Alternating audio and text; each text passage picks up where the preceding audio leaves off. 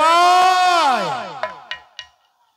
যা মা খালি রাজার বাড়িতে চাকরি করে সারা দিন দেখিতে সুকুন পেলাম না। যাচ্ছি বাবু। ও তুমি কারে ভালোবেসে ভুলেছো আমায়? ও তুমি কারে ভালোবেসে ভুলেছো আমায়? তুমি কারে ভালোবেসে ভুলেছো আমায়?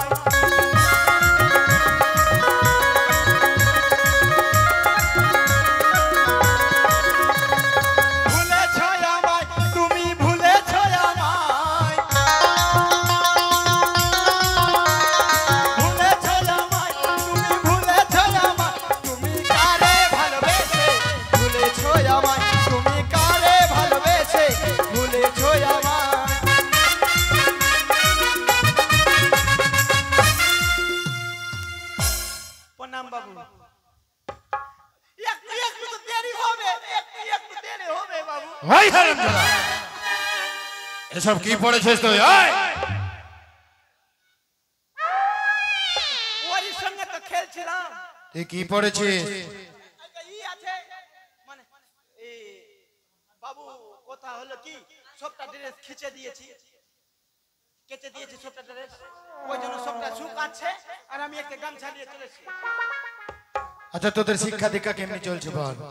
লক্ষিন্দর রাজ গুরুগৃহে গেছিল বাবু। বেশ, কোনো দুষ্টুমি করেনি তো? যা পড়াশোনাতে আছে ছোট বাবু, ওর রকম একটাও ক্লাসে না। বেশ, তবে একটি কথা শোন, সব সময় তুই কিন্তু লক্ষিন্দরের সঙ্গে থাকবি সব সময়। আর তুই যা তোর রানীমাকে পাঠিয়ে দে। ও রানীমাকে? হ্যাঁ। আচ্ছা রানীমা, ও রানীমা, বাবু ডাকছে বাবু।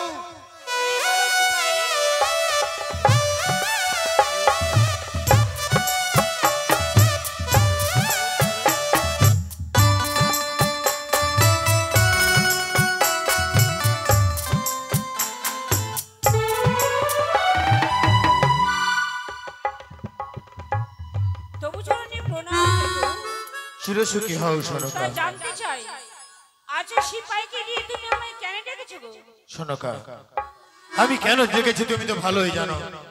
ওই কুচক্রী কানের চক্রান্তে খালিদহ সাগরে আমার ধন জন 14 ডিঙ্গা সকল নিমগ্ন হয়েছে। তাদেরকে পেয়েছি হারিয়ে, আমি পেয়েছি আমার অমূল্য সম্পদ, আমার লক্ষিন্দর। তাই আমি আর কোনো ক্রমেই চাই না আমার এই সপ্তম পুত্র লক্ষিন্দরের অমঙ্গল হোক। সনকা, লক্ষিন্দর সর্বদাই গুরুগৃহে যায়, কিন্তু আমার মনে সবসময় ভয় হয়ে থাকে। এই বুঝি কুচক্রী কানী আমার পুত্র কোন অমঙ্গল করেছে, এই বুঝি আমার পুত্র কোন অমঙ্গল হয়ে গেল। তা বলো সনকা, লক্ষিন্দর কি গুরুগৃহ থেকে এসেছে?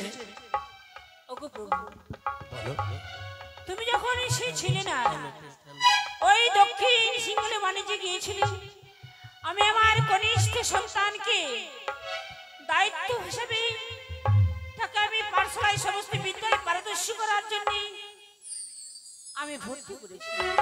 তারপর কিন্তু সেই লক্ষিন্দর আমাদের কি করেছে জানো গো? কি করেছে সনকা? লক্ষিন্দর আমার পাড়ার সকল ছেলেরা ফিরে এসেছি ঘরে, আমার প্রাণাদিক লক্ষিন্দর আমার ঘরে ফিরে এসে কি বলছো সনকা? মান ঘরে সে প্রবেশ করেছিল। এ কি বলছো সনকা? আমার ছোট্ট লাখাই মান ঘরে প্রবেশ করেছিল, কিন্তু কেন? কি চাই তার?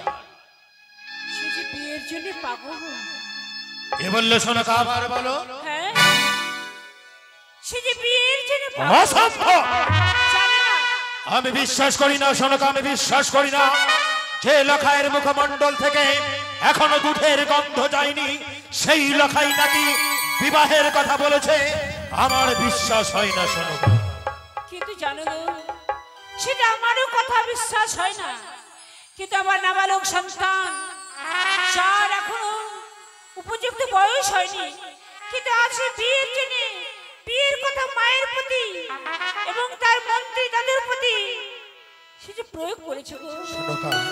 আমি যে বড় চিন্তিত, আমি যে বড় নিরুপায় হয়ে গেছি বলো সনকা। হ্যাঁ, চম্পানির প্রত্যেক রাজ্যে বলা হয়েছে এই চন্দ্রপতি রায় যেন বিবাহের কথাকে উল্লেখ না করে। তাহলে ছোট্ট লাখাই এই কানের মধ্যে মন্ত্রণা দিয়েছে কে? তুমি জানি না, জানি না, নিশ্চয় জানি না। নিশ্চয় এই সেপাইয়ের কাজ। ওরে সেপাই, আজ হারামজাদা আসুক, নিশ্চয়ই সে কিছু বলেছে লখাইকে। ওরে সেপাই,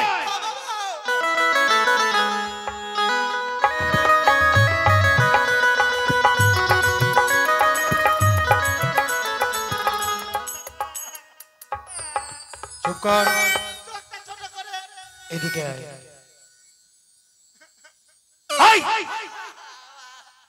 মুখ বন্ধ কর। লক্ষিন্দরকে বিয়ের কথা কে বলেছে?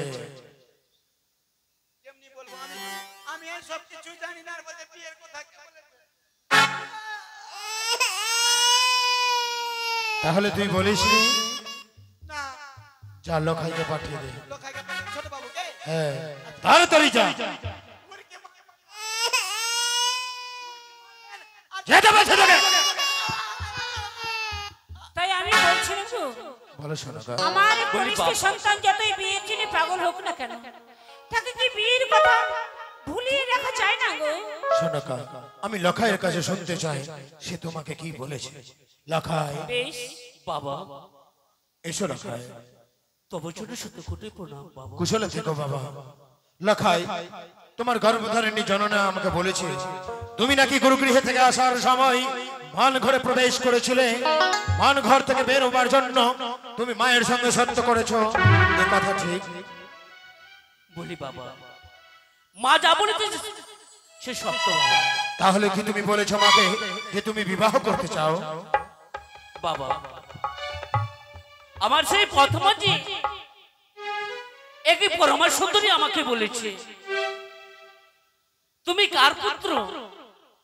আমি বলেছি কি আমি চাষনগরের পুত্র। তাহলে তুমি এত বড় হয়েছে তোমার বিবাহ হয়নি কেন? আমি তো বিয়ের কথা আমি জানি না। লখাই, হে সে বলেছে তুমি মার কাছে ছুটে যাও, মার কাছে শপথ করে নেবে, আর বিয়ের কথা তুমি তাকে বলে দেবে।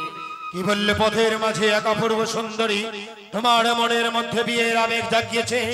লখাই, একটি বার বলো লখাই, বিয়ে কি জিনিস তুমি জানো বাবা? না বাবা, গাছের ফল গঙ্গার জল, তাই তো আমি কিছু বুঝি না বাবা। ওরে খোকা লখাই, বিবাহ কি জিনিস আজ আমি তোকে বলছি শোন, বেশ বাবা, তারপর তুই নির্ণয় করিস তুই কি চাস। কথায় বলেছি বিবাহ করলে একটি মাত্র দাসী পাওয়া যায়, আর আমি কথা দিচ্ছি লখাই, ওরে খোকা তুই যদি বিবাহ করতে না চাস আমি তোর চরণে শত শত দাসী করে দেব লখাই। বল খোকা বল, তোর কোনটা চাই? বিয়ে চাই না শত শত দাসী চাই? বলি বাবা, আমি একটি খেলনা নিয়ে কি করব? আমি যদি শত শত যদি খেলনা পাই আমি সেটা নেব বাবা। এই তো আমার উত্তম ছেলে লক্ষিন্দর।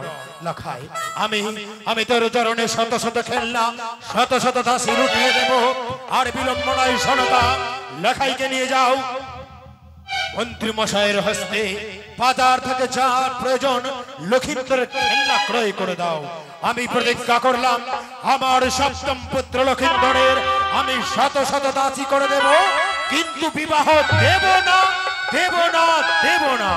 জয় শিব শম্ভু, জয় শিব শম্ভু।